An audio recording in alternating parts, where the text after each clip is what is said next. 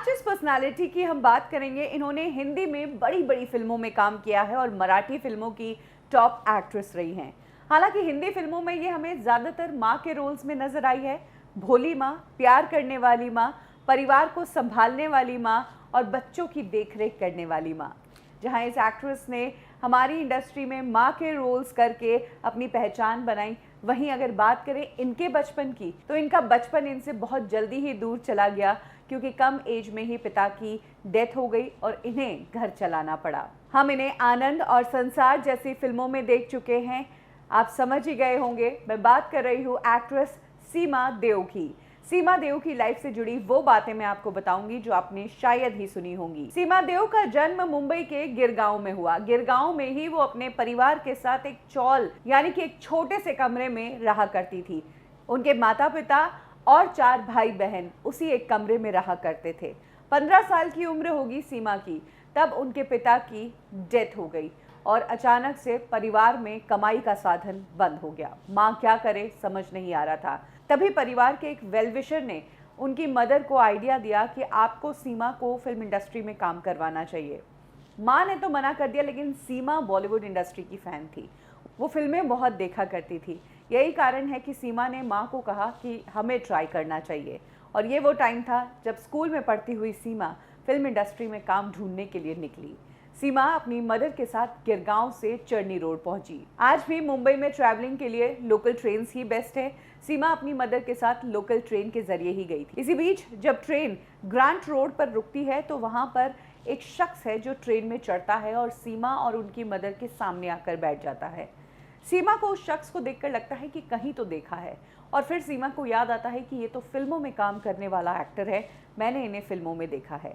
सीमा ये बात अपनी माँ को कान में बताती है कि इन्हें मैंने विलेनस रोल्स में देखा है। तब माँ कहती है कि चुप करो और उसकी तरफ देखना बंद करो। सीमा काम ढूंढने निकल तो पड़ी थी, उन्हें फिल्मिस्तान स्टूडियो भी जाना था, लेकिन एड्रेस ही नहीं पता था कि एग्जैक्टली पड़ता कहाँ है फिल्मिस्तान स्टूडियो।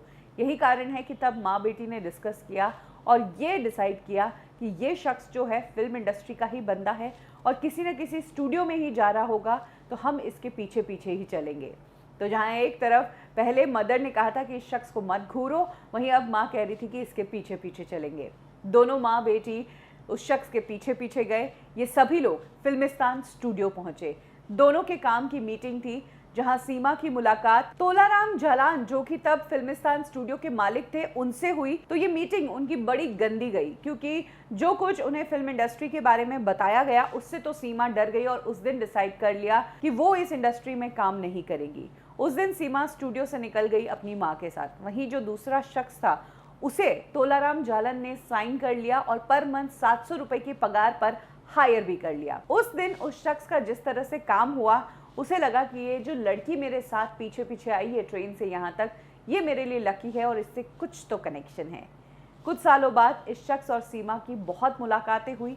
सेट पर फिल्म इंडस्ट्री में एक दूसरे से टकराते रहे और आगे चलकर यही ट्रेन में मिलने वाला शख्स सीमा देव का हस्बैंड बना, जो कि इंडस्ट्री के बेहतरीन अभिनेता के रूप में जाने जाते हैं, रमेश देव।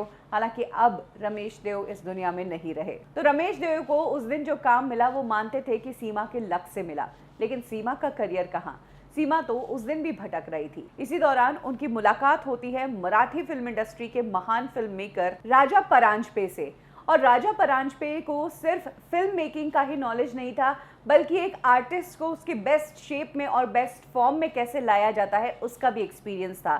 तो सीमा को देखते ही उन्होंने सीमा के अंदर के आर्टिस्ट को परख लिया और उन्होंने सीमा को आर्टिस्ट बनाना शुरू कर दिया, उन्हें ट्रेनिंग देनी शुरू कर दी। कुछ समय ट्रेनिंग के बाद सीमा इंडस्ट्री में डेब्यू करने के लिए तैयार थी, लेकिन तकलीफ थी नाम की। एक्चुअली सीमा देव का जो रियल नेम है वो था नलिनी सर्राफ, और उस दौरान नलिनी जयवंत नाम की एक्ट्रेस बहुत पॉपुलर थी। तो ऐसे में नलिनी नाम से ही दूसरी एक्ट्रेस आती तो शायद वो मुकाम नहीं मिल पाता। यही कारण है कि राजा परांजपे के ही कहने पर सीमा ने अपना नाम चेंज किया। एक्चुअली नाम सीमा इसलिए रखा गया क्योंकि उस टाइम नूतन की कोई फिल्म रिलीज हुई थी, उसका नाम सीमा था।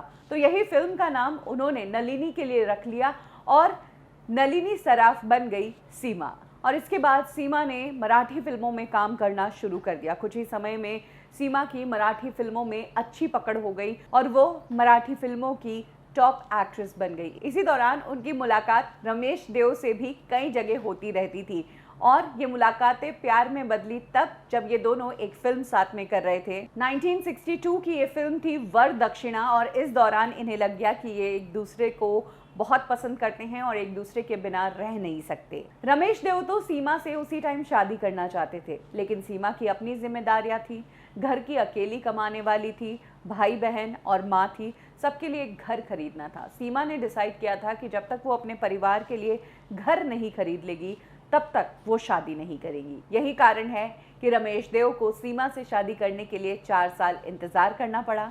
4 सालों में उन्होंने पैसा कमाया, परिवार के लिए एक घर खरीदा और उसके बाद उन्होंने रमेश देव के साथ शादी कर ली। एक टाइम पर सीमा देव ने मराठी फिल्म इंडस्ट्री में इतना नाम कमाया, इधर हिंदी फिल्म इंडस्ट्री में भी उनकी डिमांड शुरू हुई। बिमल रॉय ने तो उनके साथ कॉन्ट्रैक्ट ही साइन कर लिया। 5,000 रुपए में उनके साथ ये कॉन्ट्रैक्ट साइन किया गया था। सीमा ने हिंदी फिल्मों में काम किया, बेहतरीन किरदार करते वो नजर आई, लेकिन ज्यादातर रोल्स मदर के ही थे।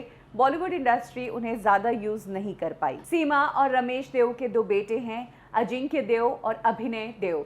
जहां अजिंक्य खुद एक एक्टर है, मराठी और हिंदी दोनों ही फिल्मों में काम कर चुके हैं, वहीं अभिनव एक फिल्म डायरेक्टर है और दिल्ली बेली जैसी फिल्म वो डायरेक्ट कर चुके हैं।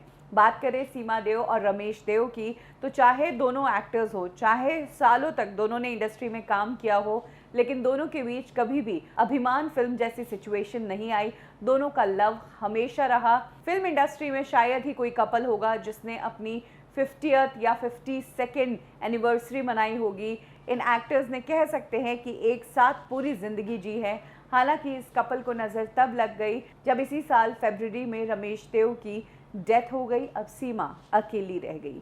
वहीं अगर बात करें सीमा देव की, तो 2 साल पहले उनके बेटे ने सोशल मीडिया पर एक बात उनकी हालत को लेकर बताई थी कि उन्हें अल्जाइमर्स हो गया है। कहते हैं कि ये भूलने की बीमारी होती है और हो सकता है कि अब सीमा देव अपने लोगों को भी नहीं पहचान पाए। इस बीमारी से वो जूझ रही है और अब ज़्यादा समय वो घर पर ही बिताती है इस बीमारी के कारण। तो ये है कहानी हिंदी फिल्म इंडस्ट्री की उस माँ की जिन्होंने हिंदी फिल्मों में माँ के किरदार निभाए। हालांकि खुद अपना बचपन नहीं जिया, लेकिन फिल्मों में बच्चों के बचपन को शानदार बनाया और अब जीवन के इस मोड़ पर इस गंभीर बीमारी से वो जूझ रही है। सीमा देव की कौन सी फिल्म आपको याद आती है और उनका कौन सा किरदार आपका फेवरेट है, कमेंट सेक्शन में ज़रूर शेयर करें। और किस एक्टर की कहानी आप सुनना चाहते हैं ये भी हमारे कमेंट सेक्शन में मेंशन करें। कब क्यों और कैसे में अभी के लिए बस इतना ही। फिर मिलेंगे एक और कहानी के साथ। तब तक के लिए लाइक करें, सब्सक्राइब करें बॉलीवुड ठिकाना।